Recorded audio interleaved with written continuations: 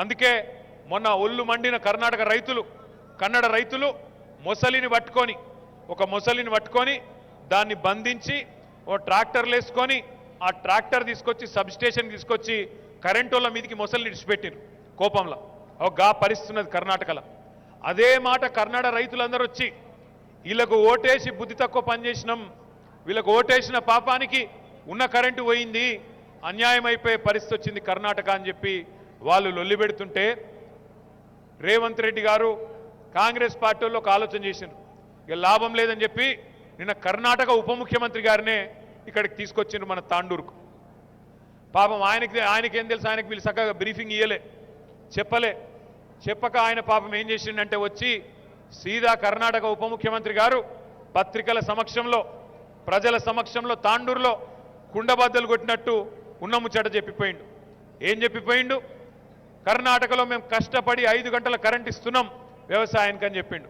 కింద ఉన్న రైతులు, తాండూరు రైతులు, కింద ఉన్న వికారాబాద్ జిల్లా రైతులు వాళ్ళు ముక్కున వేలేసుకున్నారు. 24 గంటల కరెంట్ ఇస్తున్న రాష్ట్రంలో, 24 గంటల కరెంటు ఉచితంగా వస్తున్న రాష్ట్రంలో రైతులకు ఇవాళ పక్క రాష్ట్ర పైన వచ్చి మేము 5 గంటలు ఇస్తున్నామంటే ఆయనకు పొరపాటు నన్ను ఓటేస్తారా? దయచేసి మీరు ఆలోచన చేయండి. ఇదే మాట ఎల్బీ నగర్లోని ప్రతి గడపకు, ఇదే మాట ఎల్బీ నగర్లోని ప్రతి మనిషికి చేరాలే.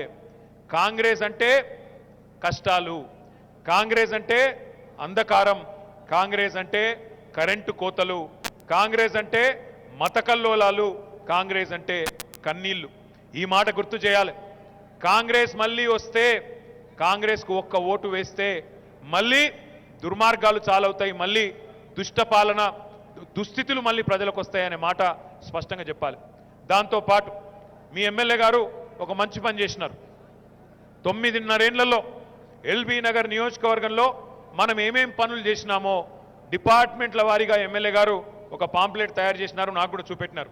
SRDPలో స్ట్రాటజిక్ రోడ్ డెవలప్మెంట్ ప్రోగ్రాంలో ఎన్ని ఫ్లైఓవర్లు వేసుకున్నాం, ఎన్ని అండర్ పాసులు కట్టుకున్నాం, CRMPలో కాంప్రిహెన్సివ్ రోడ్ మెయింటెనెన్స్ ప్రోగ్రాంలో ఎన్ని వందల కోట్ల రూపాయలు ఖర్చు పెట్టి రోడ్లను బందోబస్తుగా చేసుకున్నాం, ఎన్ని కాలనీ రోడ్లు వేసుకున్నాం, SNDPలో స్ట్రాటజిక్ నాలా డెవలప్మెంట్ ప్రోగ్రాంలో ఎన్ని కొత్త నాలాలు వేసుకున్నాం, ఎన్ని కార్యక్రమాలు చేసుకున్నాం. మీ ఎమ్మెల్యే గారు